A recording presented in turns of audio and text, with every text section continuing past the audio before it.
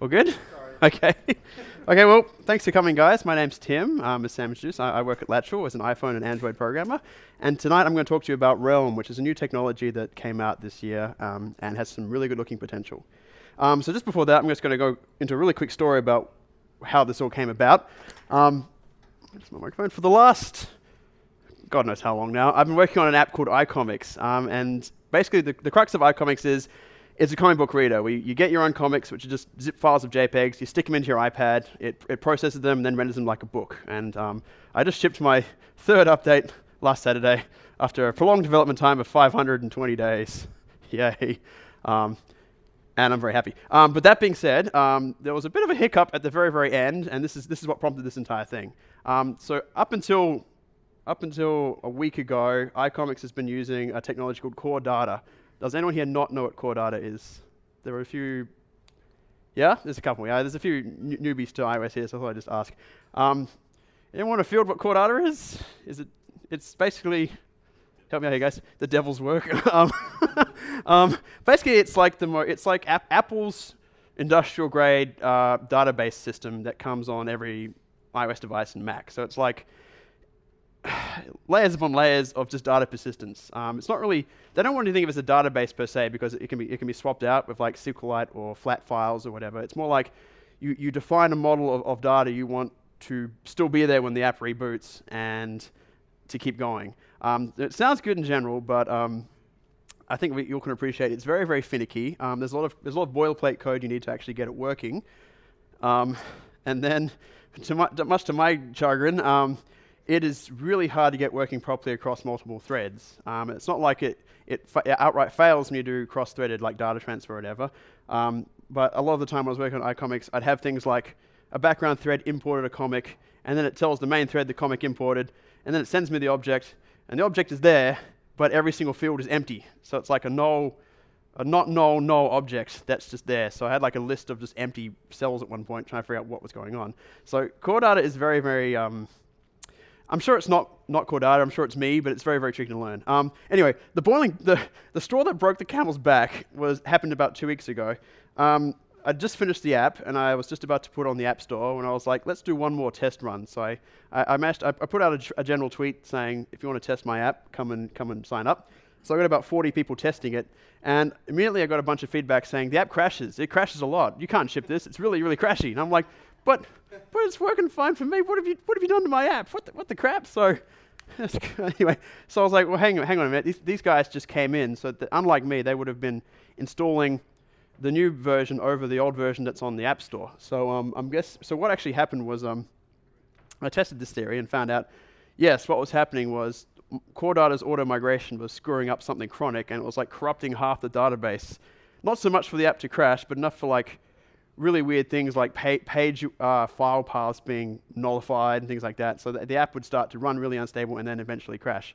The problem is doing a manual Core Data migration is actually, I tried to look it up, and it's a ridiculous amount of code.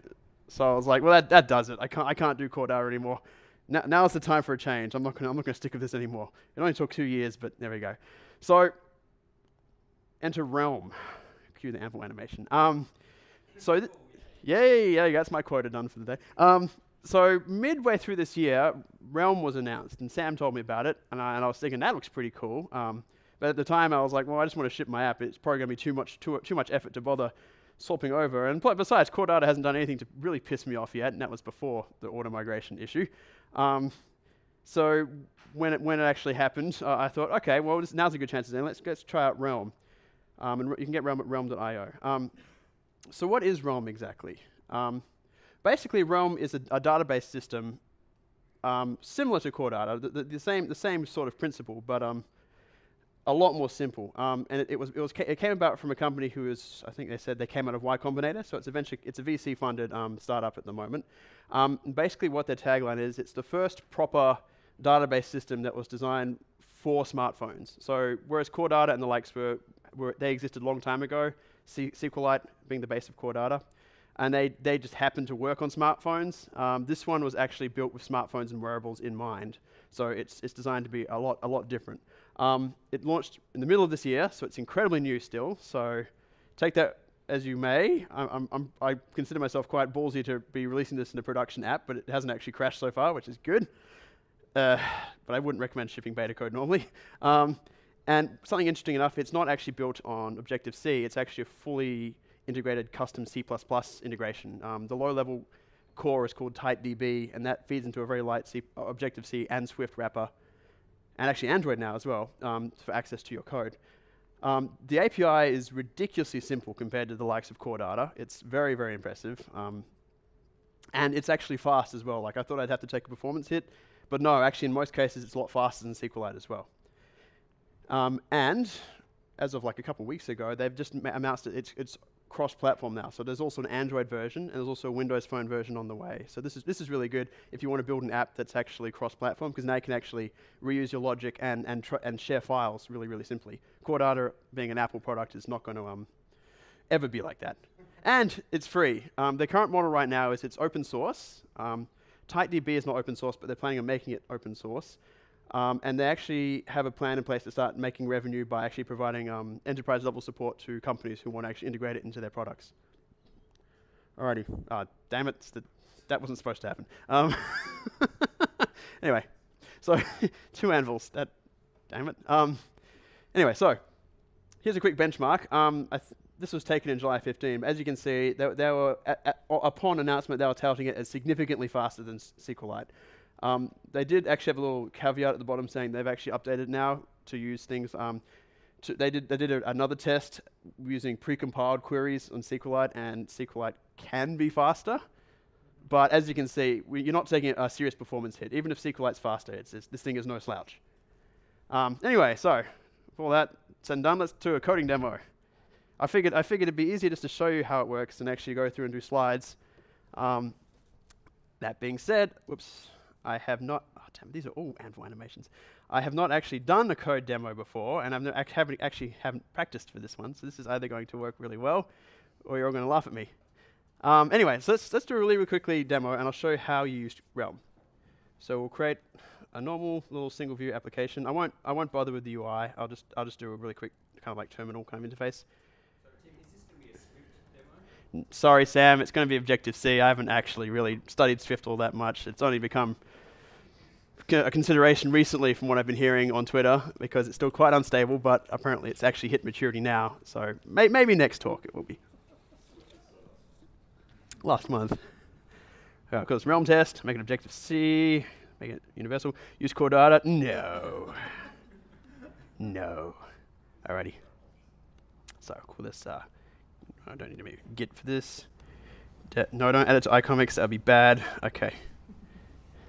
Alrighty, done. So, first things first, here's how you actually add Realm to a project. I don't have Wi-Fi, so I can't show the website, but if you click the giant shiny download button on the Realm website, you get the zip file with all these lovely little bits and pieces in here. So very, very quickly, let me make a new window. You can see that right? Yep. So there's the Realm test. I'll just copy the framework across. So it's just a normal iOS static framework. Stick that in there. Drag it in. Hopefully that'll work. Yep, that looks like it worked. That's not all though. What you have to do now is, I'll stick in there because I'm OCD like that. Since Realm is built on an C++ core, you then also have to link, where is it? You have to link the lib C++, dilib, I think it is, C++. Yeah, just this one, yeah, lib C++, yeah. Done. So that's it. So Realm's now integrated. That was very, very easy, right? Cool. Oh boy, that's big. That's really big. Okay. Bugger, I can't really type like this. Let's have a look. If I get rid of that. Okay, let's try this. I can't read that text. Can you make it bigger? I would, but my retina display might explode. All right, so I'll just do it really quickly. I'll do it in the app delegate launch because you don't really have to do anything like that. First things first, of course, import. Hope this works. Realm. There we go. Realm. And that's done. So, and the first thing we'll do, I won't bother making a new file for this. The first thing you do is create a model object. So, let's do this. So, if you've done Core Data before, you probably, well, let's do interface first. You'll know what a model object, does anyone not know what a model object is? No? Good? Okay, good. Yeah, you? Basically, how it works is when you do these databases is you have, you know what entities are? basically a model object represents an entity in the database. So for example, for iComics, I have a table for comic books, collections, and pages. So certain modular elements, and they're represented by an object called a model object. So since it's a running theme at these things to do, well, I won't even bother with a prefix. Call it captain, and it's a realm object. So subclasses realm RLM object. And what we have to do is create some properties. So you don't even actually have to do property modifiers like non-atomic and copy, but I like doing it because it shuts the compiler up. There's probably a way to suppress that, but I did not spend time trying to figure it out. So there we go. So we'll create a first name and a last name. Done. So that's our, and then we'll have an implementation.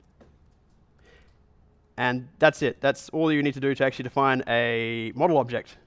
No schema, none of that crazy stuff in core data. That's all you need to do. So that's a fully functional model object right there. Okay, so now here's what we'll do. We'll actually add that model object to the database. So the way Realm works is you have files on the hard drive which are just called .realm files, and they're basically exactly the same as .SQLite files.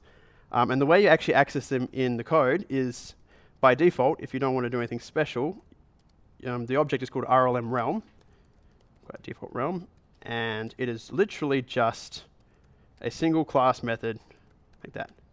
So that's it. So that's like right there. That line of code is something like 50 trillion core data lines of codes right there. So that's good. Is default realm a single trace? Yep. Sorry? Without a trace of fuckware? No, absolutely not. I've done core data, and it's actually 50 trillion. Like slight exaggeration. Is default realm a singleton? Do you always get the same? Yeah. It's not a singleton. It's not a singleton, but the results are cached. Cached. We had an argument about this at work. Yeah. So if you call it over and over again, you won't incur any more hits because it will reuse the same object. But it's not actually a singleton. And you can do other ones besides. Yeah. So if you want to do, like, for example, with iComics, I have all my main state in here, but every single comic has its own sub realm for managing pages. So you can actually explicitly set another realm file. Let's see, realm with path, and you can just set exactly where you want the file to be. So default realm basically points at the file in Documents, yep. Default.realm. Yep. So it creates a file called default.realm in documents by default. Okay. So it's effectively a singleton. Well, it's the same, isn't it? It's yeah. It's Right. it acts like a singleton, but it's not. It doesn't have to store any of its own state information. Yeah. Okay. Yep. The object. Okay, so let's now next thing. So we've got our lovely database there, all ready to go. So let's create a captain object. So we'll call this one, I don't know, Firefly. And it's really simple. What we have to do is to say captain alloc init, and then set first name to, what's his name? Malcolm, is it? Yep. Okay, remember to spell this right. Last name Reynolds. It's Reynolds, right? Okay, good. Yep, that's it. So that's it. The object's ready to go. At the moment, it's realmless, so it doesn't actually belong to a realm. So what you actually do to actually add it to a realm, what we have to do is you actually have to start what's called a write transaction. So you can't just add these things to a realm willy-nilly. Like, yeah, realms by default are read-only. So you actually have to say, okay, I want to add something now. So you say begin write transaction, add object. So add this add the Firefly to the realm, and then say commit. Done. And that's it. So if we actually run that, let's see. I'll do an answer log saying done. So if this works, it'll just say done. If it doesn't work, it'll throw an exception immediately. Let's see, moment of truth.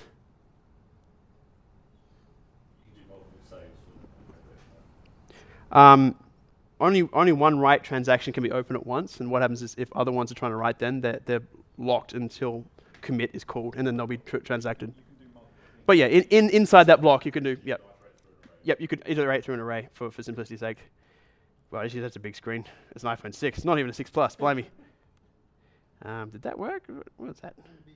Failed to check for updates to Realm. Uh-oh. Oh, no, that's, a cool thing about Realm is it actually periodically checks to see if there's a new version available on the website, and it will tell you in the console. I'm not sure if it does that in shipping builds. I hope it doesn't, but I'll have to check that. But yeah, that's fine. It's because I'm not connected to the Wi-Fi right now. So yep, it hit done. So now let's have a look on the hard drive. No, well that's because, you know, when does Apple update things? So there's a lovely app called, Core Data, lovely app called sim folders. Let me see the directory. It's Realm Test. This is a really nice tool. It's called sim folders. It lets me find on my hard drive where Simulator stuck that app just now. So open documents, and there's our Realm file. And now let me just go back and tell you, in this lovely file I got from the Realm website, they also have a quick little app in there that lets you open Realm files. So open that. Yes, guess I'll open it.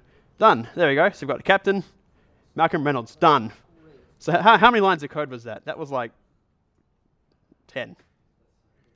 That is like, and how many lines of code would that have taken for core data? That would have been like, you have to create your schema, at least 13. You have to create, what is it? You have to create your schema, then you have to create your store coordinator, you have to link the schema to the store coordinator, then generate a context, and then actually create the object, and then actually say save the context.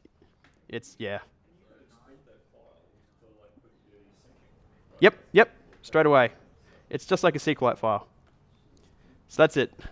So let me just show you really quickly what happens if you don't do it in a transaction. It'll fail automatically. The thing I like about Realm is that actually, there you go, see? And it says, can only add an object to Realm when it's in a write transaction. So it actually tells you exactly what you did wrong, as opposed to core data, which tries to muddle on in a half-broken state beyond that, which is very, very nice, I like. Also, if you don't like using that begin and end, there's also this is kind of cool. There's also transaction with block? There's also a block one as well. Oh, nice. So you can use the block. Yep. So just that. And it looks like that. And then once that's in, let me make a new one. Let's see. James Kirk. Otherwise, we'll have like multiple Reynolds in my database. And then what you want to do after that is if you actually want to pull things out of the realm, all we have to do is so what we have to do is queries are done on the actual objects themselves, not on the realm. So what we have to do then is if I want to get all the captains in my database, I have to just say realm results equals captain all objects. Done. And then I'll log what comes out of that.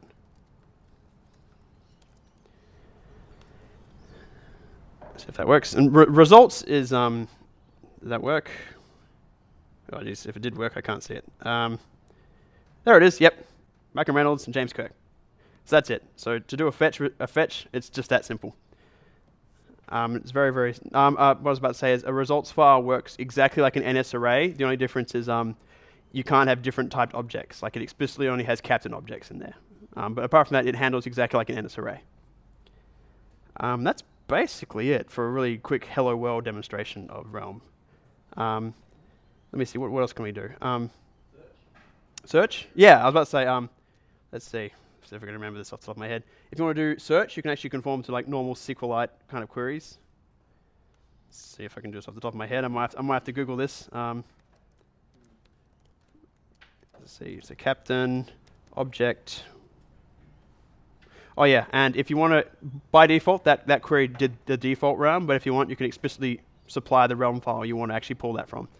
Objects where? Let's see.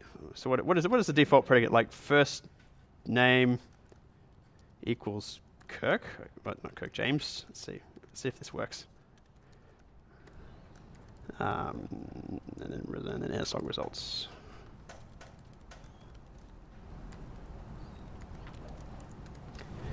And we'll add another one. Who's another captain? Han Solo. Han Solo. See if this works. It might not work. I just did that off the top of my head. If it does work, that's amazing. Yes, it works. So it pulled out the one where the first name is James. So you can actually do queries just like that. Another cool thing is you can actually like chain results. So you can then encapsulate that and then say sorted by if you wanted to. So you can actually then sort, if you want to sort them alphabetically or whatever you wanted, you can then just chain results. Or you could even actually, I believe the documentation says you can actually chain queries as well. So if you wanted to have the first one being object with first name is James, and another query saying last name is Kirk, you can actually chain these queries together and then get one set of results. So RLM results lets you perform queries on them. Yes, yes. So I haven't actually got a list here, but another cool thing about Realm is you can use a lot of data types, and some that even core data can't support. Like you can actually, I love this so much, you can actually just use integers. I sound crazy saying that, but if you've used core data, you can't use NS integers or CG floats. They have to be NS numbers, and you have to convert them across and back. But yeah, that works, which is really cool. So you can actually search by integers. You can actually put dates in. I think you can do data, NS data, and also any kind of realm object. So you can create relations, or even an array of realm objects. So you could have many-to-many relationships. But I'll go on that in a little sec. Cool. So that's a really quick introduction to Realm. Is that impressive compared to core data? Looks great. You guys say, oh, there we go. Yeah. What's your migration like? What's my migration like? Yeah. So how do you mean, like, how did I do it? When you change your schema. Migration's at the end of this presentation. I'll tell you about it. It's really, compared to core data, it's a lot less painful. Anyway, let me go back to my presentation now. And I'll just go through and talk about some of these objects. So, dagnabbit, I'm going to have to stupid anvil. I didn't mean to do that. I'm not sure. Keynote's trolling me here. So, just to recap what we had, the first object is called an RLM realm, and that actually defines an object on file, as you saw. By default realm is in the documents directory. Another feature of realm is you can actually, I'm still not sure why you'd want to do this, but you can actually create fully in-memory realms. So you add the objects, and you, let me stand up. You can add objects and perform queries on a realm that's completely in memory, and if the app closes, it's gone forever. Now, I'm not sure why you want to do this. I'm guessing maybe if you want to actually just do really thorough quick indexing, might be a bit quicker than actually saving it to disk. Like I said earlier, calls to it are cached or cached. I don't know, who thinks cached? Cached?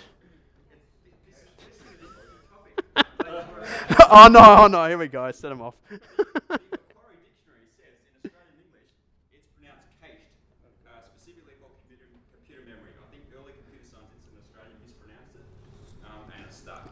Everywhere else in the world it's cached. Right, so it's cached only in Australia. Yes. Oh man, that's a bloody ripper. Okay, that's hilarious. I'll talk about this in a little sec. You can actually do concurrent reads across threads. So if you're doing work in a background thread on the same realm object as the main thread, you can actually perform concurrent reads and nothing will happen. But if you open up that write transaction, you can only do one set of writing at once. So I think how it works is if you open a realm for writing on one thread, if any other thread tries to write to it at the same time, they're blocked. The execution is blocked until the main threads hit that commit call, and then they'll continue. That's really nice because it means that it's really, you can't have like any chance for data corruption with threads overriding themselves. Damn it, everything's going to be friggin' Anvil. So the RLM object, as you saw, I have to actually pull up the proper list, but it supports pretty much every major data type. So strings, integers, floats, NS data, NS dates, a special not NS array, but special realm array that can only hold one type of data type. And I think that's basically it. But it's basically, there's everything if you'd want to store, you can store, which is really nice. And it's a bit easier in core data because you don't have to convert NS numbers at all. As you saw right then, when you put in properties into a realm object, they become columns in the database, whether you want them to or not. You can actually set, I'll show you down the line, you can actually set properties you don't want to become columns in the realm file to not actually go ahead and become them. So if you want to have like special helper properties that aren't actually storing data, you can do that really easily. Some kind of weird magic's happening here because what happens is those properties that become realm columns, you can't really touch them. You can't subclass them, you can't override them, and you can't observe KVO on them, which is a bit inconvenient, but they say they're working on it, and there are ways to work around it. Like at the moment, the way I'm getting around that is I have another property that I feed information into, and that does my processing, and then sets the actual realm property from there. So it's kind of like chaining properties. Yeah, like I said, you can actually explicitly set properties to be ignored, to not go into realm. It allows standard int and float properties. Oh god, yes. It's a lot of my code was literally just value dot integer value or dot float value because of NS numbers. So being able to actually convert that to integer and floats is very, very useful. Something I didn't really mention just then, but this is really useful. You can when you in your model object, you can state what property you'd like to be a primary key, and then Realm will enforce that that property has to be unique, and that's really useful because then you can actually use it for pulling out a specific object from the realm by just referring to its primary key. I use that a lot in iComics when actually transferring objects between threads. As you saw, fetch queries are done on the object itself, and you can actually chain queries, which is really, really useful in sorting and refining. This I'm going to, it can't be modified outside of a write transaction. So once I added the captain object to the realm, if I tried to change the name to something else, it would throw an exception. So once it's been added to a realm, you cannot change the properties without it being in a write transaction. Now that's a bit strict, but I like that because it means that you know that your data is being set properly and nothing's going to interfere with it. And the last one was a humdinger. It's what bit me on the App Store. But you can't pass objects between threads at all. This is a bit inconvenient compared to things like core data, which do allow it. But again, I'm guessing it's for a good reason. If you pass an object to another thread and then try and call a property, it'll throw an exception straight away and say that object belongs to realm on a different thread. But again, there's really easy ways around it. All we have to do is just plan for it a little bit better. So I'll show you how to go around that in a sec. Friggin' Anvil's all the things. And as I said, RLM results, these are what comes out of the queries. They act exactly like an NS array. You can iterate through them. You can call index. You can grab their indices. But they didn't use an NS array because they wanted to explicitly force it to be a type that actually only refers to one object type. And as I said, you can chain them and refine them. All right, so next one, concurrency. So let me just talk about, yep, sure. Yep. Is the data just stored in the order that it was inserted in the first place? Yes, so yep. Searches are just a linear search? I believe so. I haven't checked that myself. What I did is I actually, because I know the user wants to reorganize it themselves, I have a field in there that was an actually integer list dictating the order the objects were in, so the user could resort them themselves. So I was doing all my sorting via that, and it was iterating through that order. Is that fast? Yes, it's very fast. For hundreds, thousands? For 125 comics, it was pretty much instant. So yeah. I haven't done the thousands, but I'm sure there's a good chance for some benchmarks there. Someone will, yeah, I'm sure on the internet. There's a couple of threads on Reddit about this, and the Realm guys are really good. Like if someone starts talking about Realm on the internet, they're there straight away, which is really good. I should have mentioned it at the start, but they heard about this presentation, and they've agreed to send us some T-shirts, which are arriving tomorrow, express post, which is very kind of them. That's Swift. That's never mind.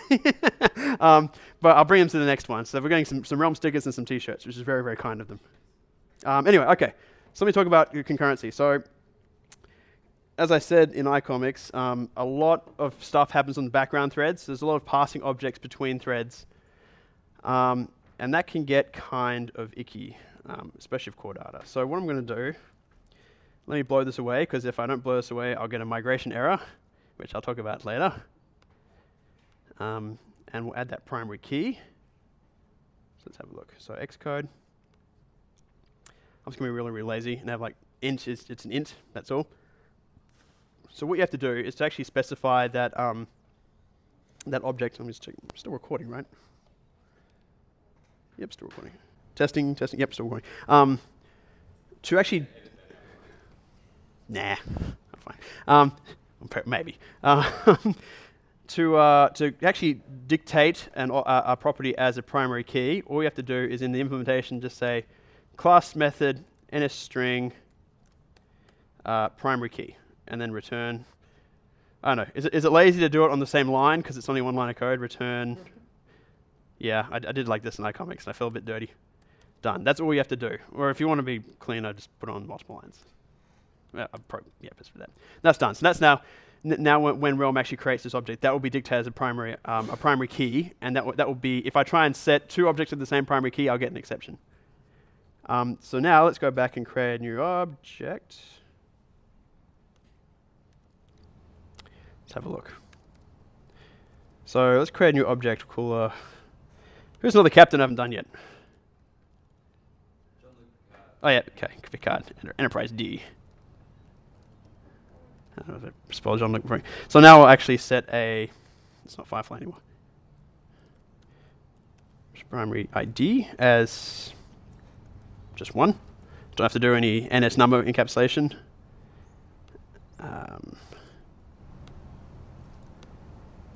Yep, so I'll say Jean-Luc Picard. And we'll add that to the database. So that's created. Add object. Okay. And then, so here's really straight away, here's the problem. So if I create a separate thread, oh geez, what's this? Dispatch underscore get. Yeah, sweet. Blimey, it's long. Okay. Cool. So this is going to be done on a separate thread. If I just say nslog enterprise d.name, I'm going to get a first name. I'm going to get an exception because there we go. Boom. Realm access from incorrect thread. So once an object is added to a realm, you can actually see this because now it actually has a realm property. So you can actually see what realm it's attached to. As a result, so what that means is it means that any object you create is implicitly tied to a realm, and that realm is tied to a thread. So you can't just pass objects between threads, which is a bit annoying initially. A lot of the code in iComics, probably stupidly, was designed to have objects pass their properties through separate functions or methods like that. So I had to do a bit of rethinking. Thankfully, there's a very, very quick and easy way to get around this. What I have to do is I have to say get the ID, integer, primary key, use enterprise d.primary key. Yep. And what you can do then is in this new thread, just go captain, object, for primary key, and in this case it has to be an NS number. So what we're doing is it's the same instance of default realm, but it's being created and controlled on a separate thread. So it's completely separate from this instance here. And when we create this, it'll pull it from the realm on another thread, and we can then operate it on that. So that will work. So let's do a quick test. I'm going to create redundant values doing this. I was going to throw an exception because we already have one, don't we? Yep, that was primary key already exists. Yep, can't set primary key because one already exists. Yep. Who's not the captain? Quick, any ideas, guys? Janeway? Yep. Nice, good thinking. I won't change things, so. I spell Catherine Janeway. That's how you spell Catherine Janeway, right? So add new object, yep. I'd check memory alpha wiki, but I don't have internet. Thank you. So oops, and let me just whoops, it probably would help if I actually got the value that method returned. And then captain.firstname. So there we go. So now that's passed an object through a thread. Yep, sweet. My Trek knowledge remains intact. My Trek cred. Done. There we go. So there you go, and nslog. So we created the object on the main thread and then passed it via its primary key to another thread and then accessed it from there. And as you can see, it's very, very quick. The lookup time is basically negligible. I didn't notice any performance hits in iComics as well when doing import operations. So yeah, very, very quick and simple. That second instance of captain that's in the second thread. Yep. It cannot be used in any other. No. So if I pull it out again like this, it's incredibly bad programming, but it wouldn't work. That's pretty much it. I'm trying to think. Is there anything else for just like core data? You can, but you can because I was like I could get the UD. I have a UUID property. I could get the UUID property out of an object on a separate thread, but it might not have been. I shouldn't be doing that. Yeah, probably not best practice. It worked for 2 years, but yeah, probably not the best practice.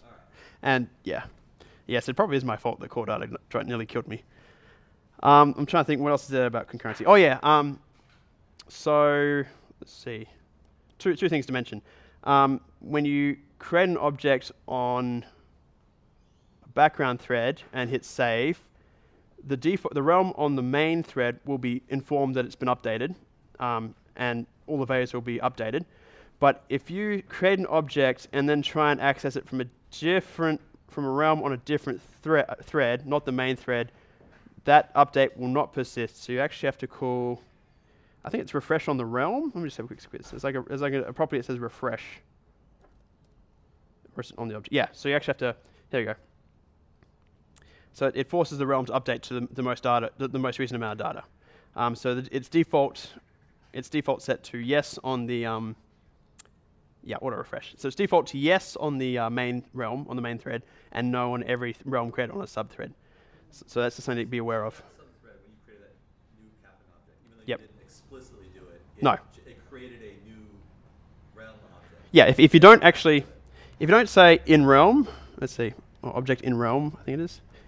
If you don't say in realm, if you don't explicitly specify the realm object, it just assumes default realm. But it's not the same default realm that you got in the main. It's the same, it's referencing the same file on disk, but it's a different instance on the separate thread. Right. But I'm talking about Yep. just not forget the disk, just Yep. the RLM realm object. Yep. It is implicitly creating A different another object, that's- yes. That's That's- associated with that new Yes, thread of- correct, yes. And if you make subsequent calls, it's cached, so cached. So subsequent calls to the same realm won't actually take more construction time. Right, so that's refreshing. The other thing is, oh, that's right. That's broken now for primary key. Something you can do if you want to. This is really quick and dirty. You can actually, well, not quick and dirty. It's quite useful. I've forgotten the name. Update. I've got to find it. You can set a block on a realm that if something updates it in a background thread, that block will be called. So for example, if you've got a background thread creating cells for a UI table view, you can just say update table view in the block, and that'll automatically just update the table view as you're adding objects. So you don't have to do any explicit messaging. It's in here somewhere. I'm going to do a search for block. Oh, there we go, yep. RLM notification block. There we go. So what is it? It is. No, so it's a dumb pipe. Like every single change done will trigger this notification block. But apparently they're working on adding like granular controls, so you can actually say, I want to be told when this object updates or when an object is added and things like that. So that's coming down the line, but not yet. At least even if it's done now, does it tell you, even if that block is called during any change, can you find out what the change was? No, not at the moment. So you'll just get a notification saying something changed. No, there's not. It's just, yeah. But you can just roll it yourself. So in the case of iComics, I already had a set of NS notifications set up for like when a comic was added from iTunes or deleted or renamed. So it was just a matter of just having my code perform the save transaction and then just manually calling its own NS notification saying this object, using this. I can probably just show you in a little bit. This primary key, this object was just added to the database. I'll show you in a little bit actually. And that's it for multi-thread, like the main basics of concurrency.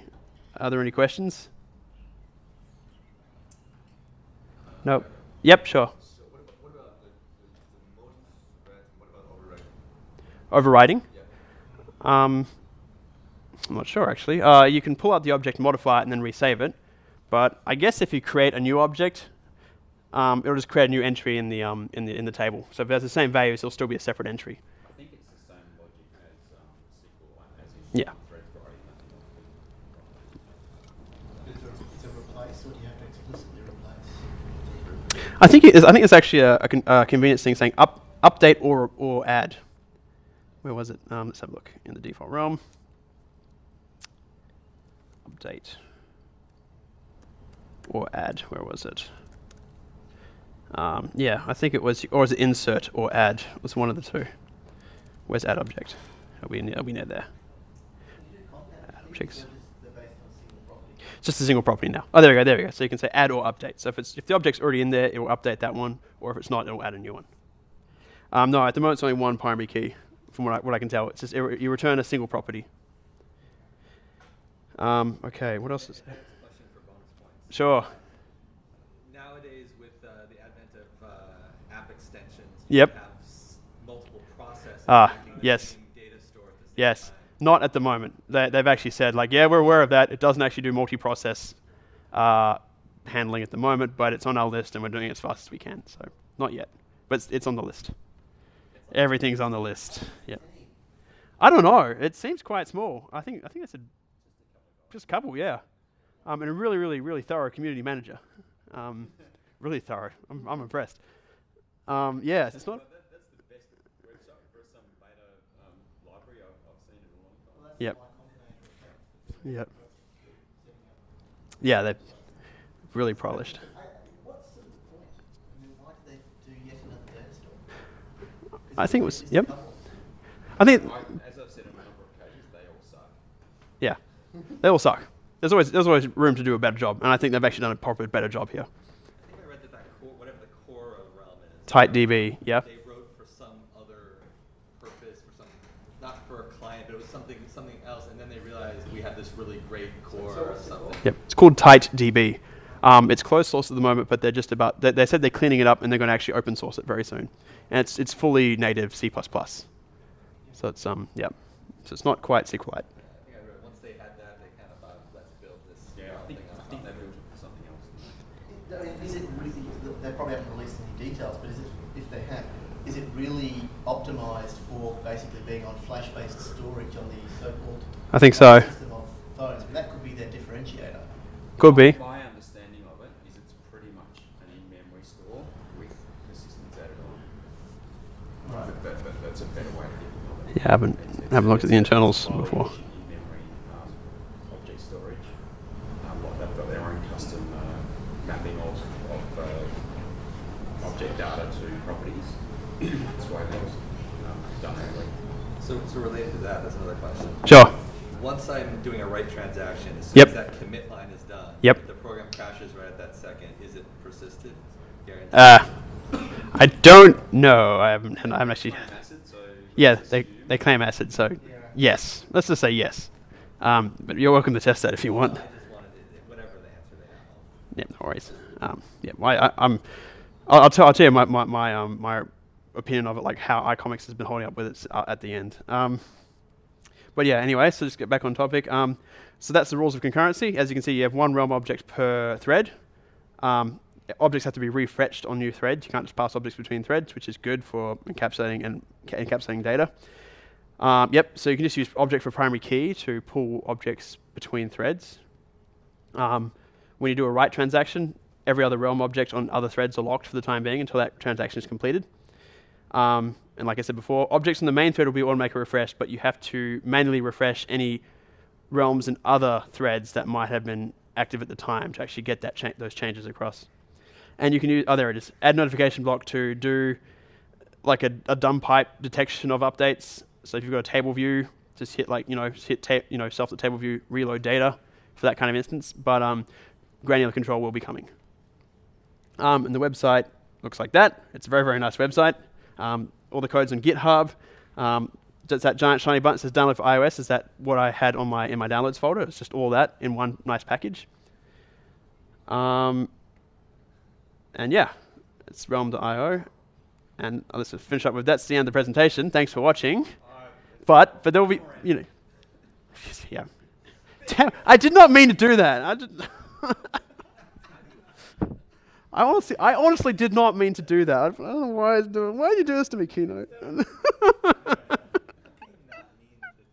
I don't know. Like, I'm pretty sure it's not the default transition. It's supposed to be like just, I don't know.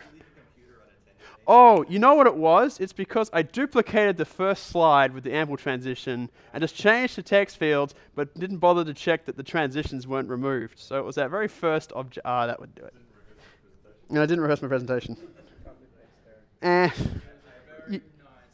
You found it entertaining, right? Okay. Well, thanks a lot for that, guys. Do you want me to show you some code from iComics, maybe, to show you how I'm using it in actual production code? Yep. Okay. Cool.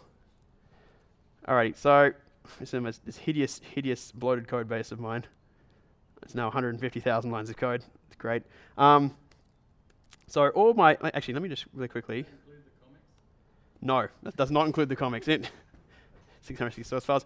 I hope this is the right version of Xcode. It's not the beta version. No, it's not. Right, because I don't have any comic books in 8.2 yet. Here's what the app looks like. And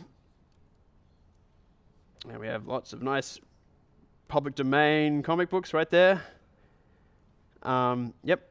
And so basically what I do is I go to sim folders. I'll show you what the realm file looks like. If it works.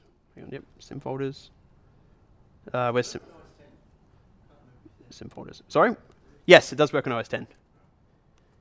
There it is. Okay, so we go to iComics. Yep. That's it. So we go to documents. So actually what I did is I cheated a little bit. I didn't like the default realm being in my documents directory. So what I actually ended up doing was I used a method swizzle to replace default realm with path, and then actually set it to go into my application support directory. So I actually have all my data in here. So we have, so this is basically what the iComics database looks like. So we have a list of entities for collections and for comics.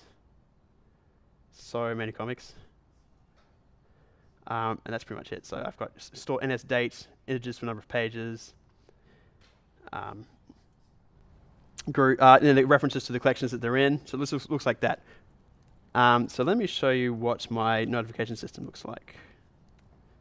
Any questions about the giant nature of my database? Can you show us something like with you mentioned like Yeah. objects having relationships with other? Okay. Yep. So comics are a member of a group. So there's a new feature of the new iComics. Everything's in a group. So you got groups. So groups are just folders on disk, and they have a little UDID in them, so I can tell. They have a text file with the UDID in them. So if the user renames them via iTunes, I can say, okay, they renamed that particular one. And as a result, comics are they're physically in the folder, but at the same time they're associated with the folder in the database. So yep. So here we go. So like all these ones in the all humor comics are linked into there. So yep. Yeah, it went from that just jumped from one table to the other. So if I click that, it jumps to the groups table. And I'll show you what the object looks like in code. It's very tabular. So what was asked earlier, what Yep. if you want to add a field? Add a field. Oh crap! I forgot to do migrations, didn't I? Given that that was your big Bugger. whinge intro that led you across to Yes. A big whinge intro. Let's see, I don't have any. Do I have any sample code? I thought I had sample code.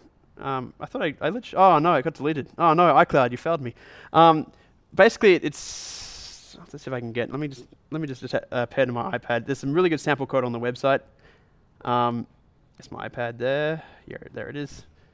I'll go to Realm. Basically, how it works is every Realm file is given a version. So if you add a new property to the model object in code, like if I want like middle name as well as first and last name, if I don't do anything about that, next time I run the app, it'll crash because Realm will throw an exception saying new properties have been added and now there's a version mismatch between the model object and the Realm file. So what you actually have to do, if that works, yep. So I'm going to go to the Realm website really quickly. Sorry, did I just miss something? Are you talking about only one model type being stored per realm or multiple model types? I think it's per when you run the app, it builds the model at runtime, then stores it in the realm. So next time you change the model, it'll try and update the realm file and it will throw an exception. Yeah, but is that like the SQL equivalent of one table per database, or is this multiple? No, it's So you have multiple types of objects there.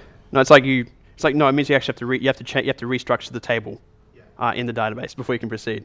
Here it is on the website. Basically, what you have to do is before you actually call default realm, there's a class method. It's literally just say realm set schema version, and you set a new an integer value that's higher than the last one. So by default, it's 0. So in the next time you want to do a migration, you set 1, and then you'll be given a block with the old schema version. So you can say, okay, version 0 did not have the middle name, and then you actually just I'm pretty sure if you don't actually have to change any data, you can just leave it blank. Like just that will do. But if you do want to derive like the middle name from the first and last name, then you have the option inside this class method inside the block to actually say, okay, go through every object that's in there now and generate this new value for this new property that I've added. But if you don't do this migration method, it'll just throw an exception. So it's very, very hard to miss. Does that answer your question? No, I don't. I haven't tested it yet. That's for the next version of iComics. What about a default property value? Oh yes, I should show you that. That is actually quite necessary. So there's a few more properties in a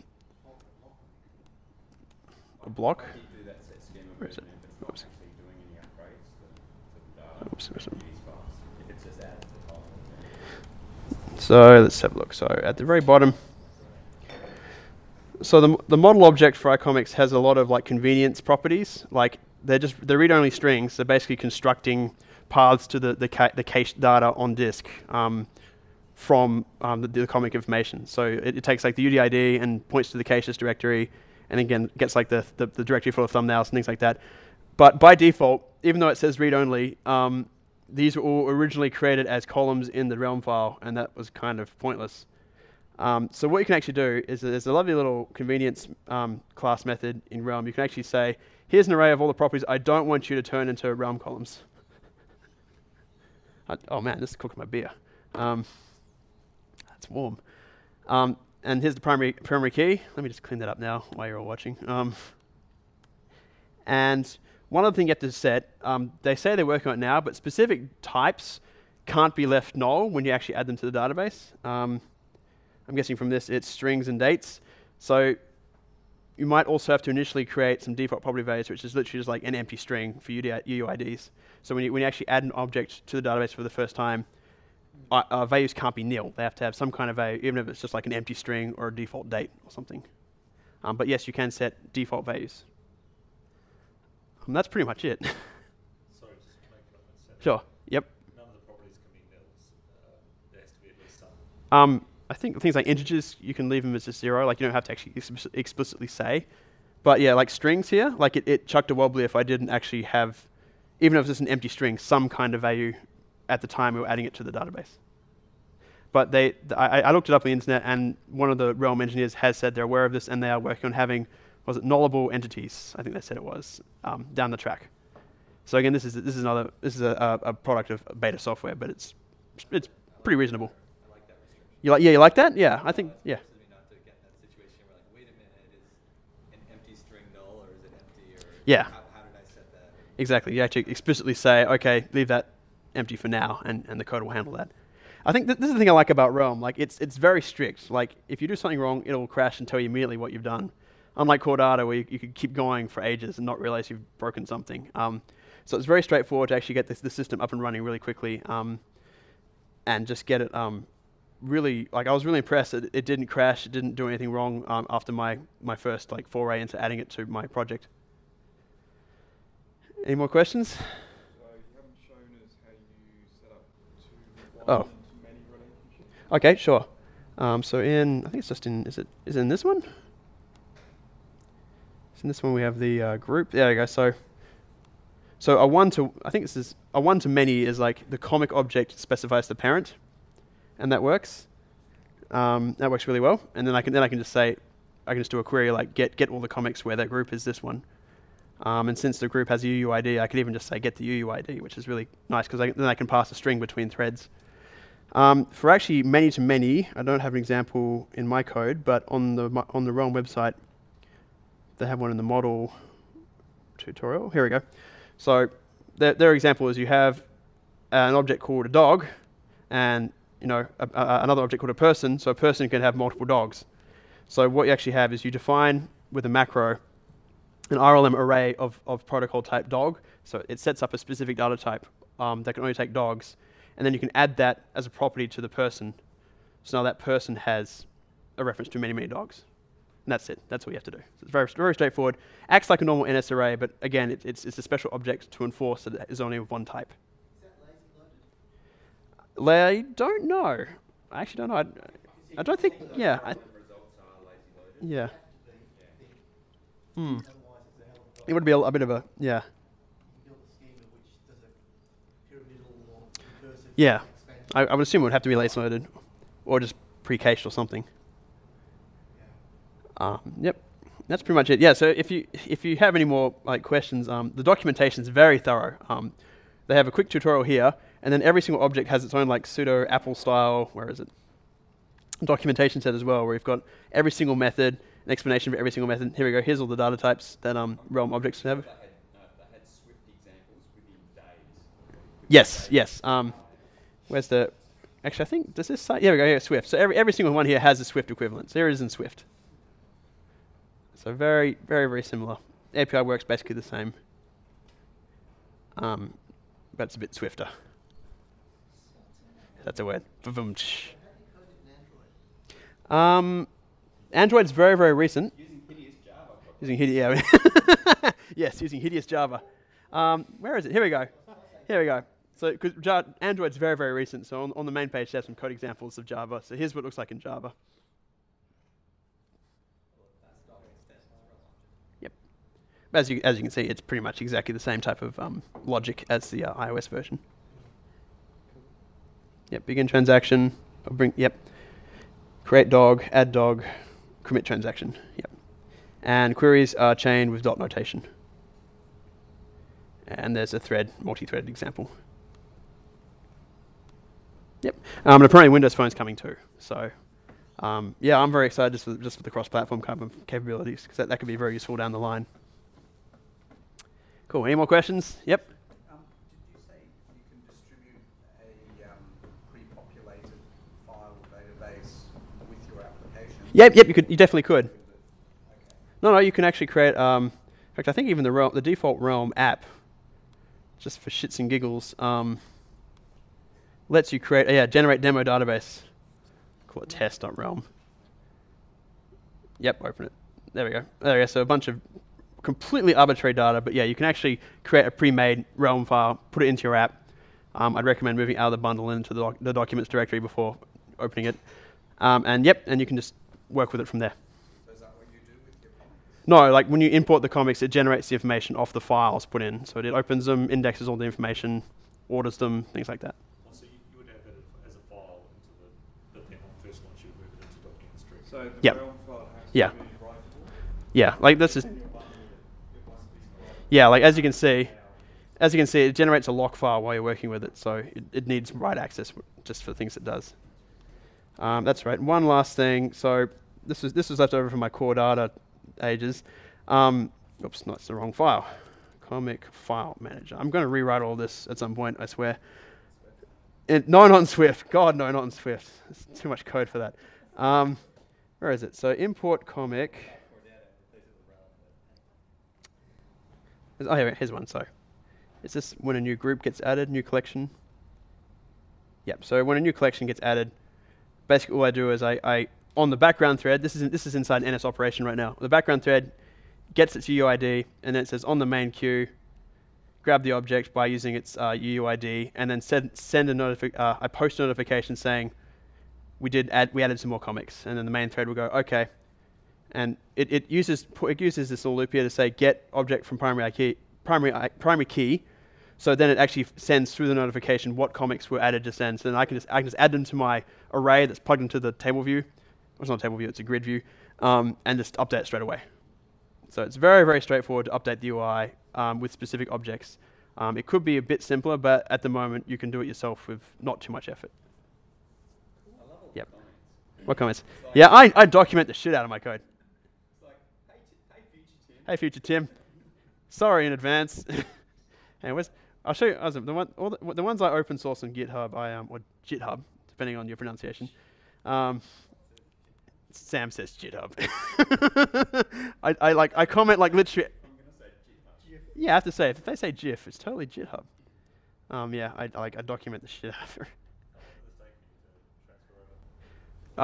Core data realm. It took about 5 hours to do most of it. Like I just pulled out core data, so that every time I hit build, it would say like can't compile because this thing's missing. I was like, all right, change that. Can't compile, this thing's missing. It took about 5 hours, like a standard evening, and then it was done. Like I thought it would take a week or something, but no, it was really fast.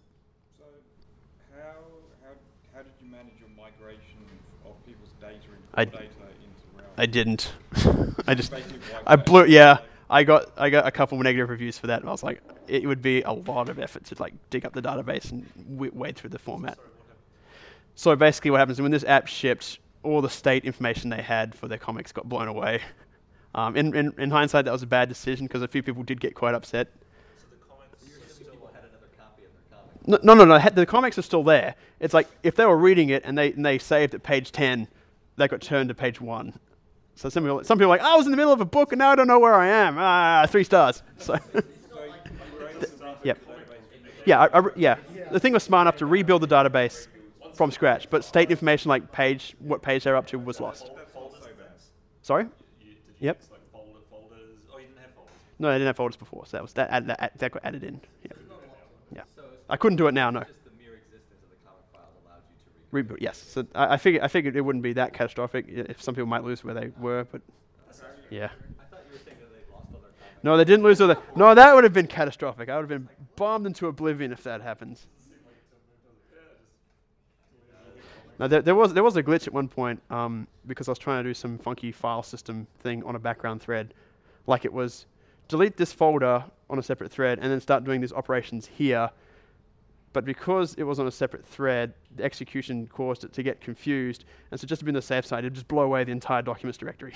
It was just like, that was the bug I freaked out quite a bit over, but that's gone now, thankfully. Tim, do you know, is Realm itself or any other third parties, is anyone out there working on any sort of Realm-specific syncing libraries? Not that I'm aware of, but I'm sure people would be working on that. Yep. I would think it would be pretty easy to do CloudKit sync. CloudKit integration. Yeah. Yeah. Someone will build it.